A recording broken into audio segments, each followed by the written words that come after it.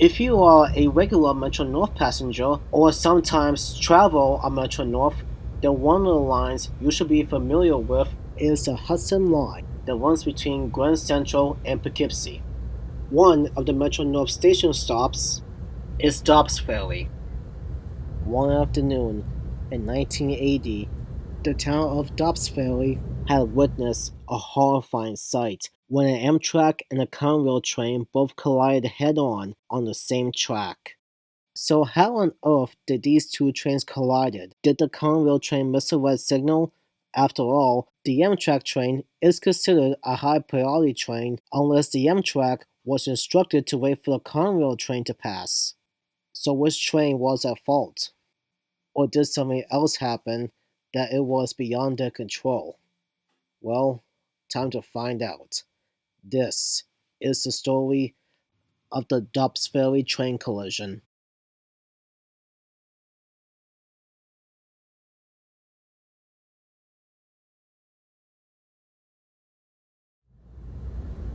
The Hudson River Railroad began to extend the Troy and Greenbush Railroad on May 12, 1846. Service began running from Lower Manhattan to Peekskill on September 29, 1849. The line still extended to New Hamburg on December 6 before it was extended again to Poughkeepsie on December 31st. The entire line from Lower Manhattan to Poughkeepsie was opened on October 8, 1851. After World War II ended, the Penn Central was planning on running that route. Unfortunately, that plan ultimately failed. You see, around this time, Penn Central was facing financial problems, and it was on the edge for bankruptcy. And in 1978, the United States Supreme Court denied Penn Central's approval. 2 years before, Conrail began running that route to run freight service north of Poughkeepsie, while Amtrak was running its Empire service from Lower Manhattan to Albany and beyond, which brings us to 1980.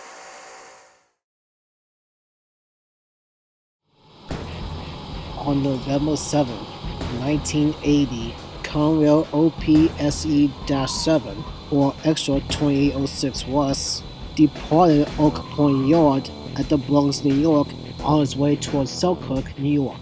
The train had 3 B-23.7s on the head end, with 2806 leading. The train was pulling 120 cars and a caboose at the end of the train. It was almost time for the afternoon rush hour, with many people still at work, looking forward for the day to end before starting to make their way home, or the nighttime workers getting up and getting ready for their evening shifts. But there was a problem. Because the Conrail train was operating on the Hudson Line, severe delays was about to impact the evening rush hour commutes. That severe delay was about to get much worse within hours to come. 2806 West arrives at Glenwood at 3:20 p.m. and had completed backing onto track number 2 at 3:42 p.m. to wait for further instructions. The train dispatcher was also in charge of several operators, with one of them the OW operator, and that's the operator that we'll focus on today. The train dispatcher ordered the OW operator to apply the blocking device for track number 2 east. Here's what the train dispatcher told the OW operator, quote, "Hold all eastward trains clear of track number 2 between OW and Glenwood." The OW operator repeats the orders back to the dispatcher at 3:50 p.m. And the train dispatcher then told the OW operator that Extra 2806 West has right over opposite trains on number 2 track, Glenwood to OW. What that means is that the Conrail train has a right-of-way over trains heading eastbound between Glenwood and OW. So the OW operator is responsible to make sure that the Conrail train makes it through the Hudson Line safely. However, that wouldn't be the case. The DV and OW operators both repeated that order at 3:54 p.m. The DV operator then contacted the Conrail train to transmit the same order to the Conrail train. The engineer of the Conrail train soon repeats that order, and the train soon departs Glenwood at 4:08 p.m. However, it will only be a matter of time before the Conrail train soon comes to an unexpected stop.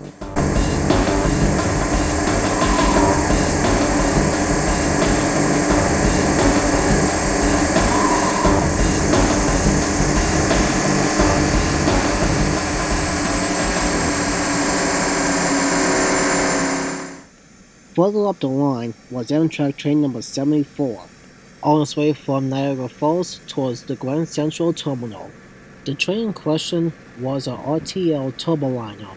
The R stands for roll, the T stands for turbo, and the L stands for liner. The train had a power club car in the head end, a full service car, 3 coach cars, and a power car at the end of the train. The train can carry up to 335 occupants, but today 234 passengers and crew were on board the train. The train departed the Colenhamen station at around 3:50 p.m. 74 was soon approaching the OW interlocking. The engineer of the Amtrak train soon sees a red signal up ahead and brought his train to a stop. He then contacts the OW operator between 4:05 and 4:06 p.m. Now let's just pause here and back up a little bit on why the Amtrak was never notified about the Conrail train. As 74 was leaving the Colenhamen station, the engineer swapped channels on the radio from channel 2 to channel 3 while 74 was leaving the station. So, would the engineer on 74 would have heard the status on the Conrail train? Well, the answer is obviously no. Going back even further, while the Conrail train was sitting at Glenwood, the instructions were heard on the radio between 3:42 p.m. and 3:50 p.m. So the Amtrak switched the very same radio as the Conrail just 6 minutes later. So as a result, the Amtrak had no idea the Conrail train had high priority over eastbound trains. So let's move on to the story. It will take 1 minute for the OW operator to respond to the Amtrak train and gave it okay for the Amtrak train to proceed eastbound. However, the OW operator had totally forgotten about the Conrail train that was still heading eastbound, and with that critical error he made, the Amtrak and the Conrail were about to be face to face on the same track within minutes. And after rounding the curve at Dobbs Ferry, Amtrak 74 saw a triangle of lights directly ahead of him on his own track, and the Conrail soon spots the Amtrak on the same track. The emergency brakes on both trains were applied.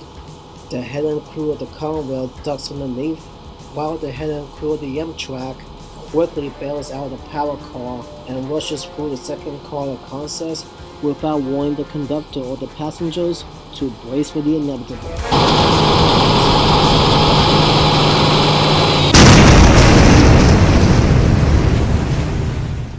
The two trains collide head-on at 4:12 p.m. The force from the collision pushed the Amtrak train 112 feet, derailing the lead power car, followed by the 3 passenger cars behind it.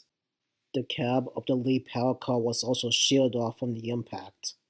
Conrail 2608 suffered some cab and nose damage, and its car body did suffer some minor damage as well. The other 2 Conrail locomotives did not suffer any damage, as the Conrail train was traveling at 10 miles an hour before it hit the Amtrak. Thankfully, everyone survived, but 75 passengers and 9 crew members were injured, but they were all lucky to still be alive. A restaurant employee who saw the collision unfolding immediately called 911, and rescuers soon arrived at the crash site within 3 minutes. The NTSB also launches an investigation after the crash, and it turns out that operating error played a critical role in the accident. The OW operator gave an okay for the Amtrak train to proceed eastward and totally forgot about the Conrail train that was still heading westbound on the same track. The fact that he gave the Amtrak okay to head eastward and forgot about the Conrail train was a recipe for disaster.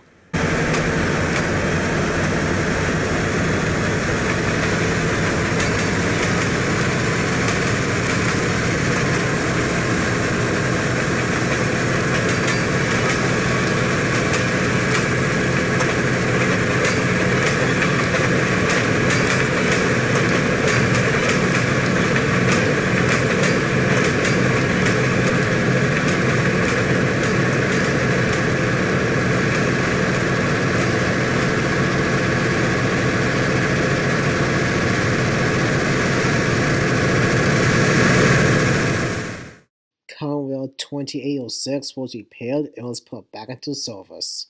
The locomotive was soon sold to CSX, renumbered as 3182, before it was sold again to the TSRR, or the Tennessee Southern Railroad, and it was last spotted in Indiana in 2009, and locomotive is either still in storage or soon scrapped.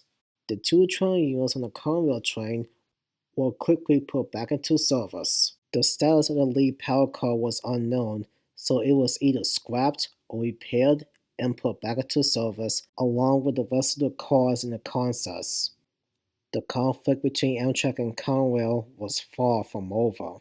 Just 7 years after the Dobbs Ferry collision, Conrail ENS 121 collided with Amtrak 94 The Colonial at Chase, Maryland. The crash killed 16 and injured 170. If you want to watch that video, the link to the video will be in the description below.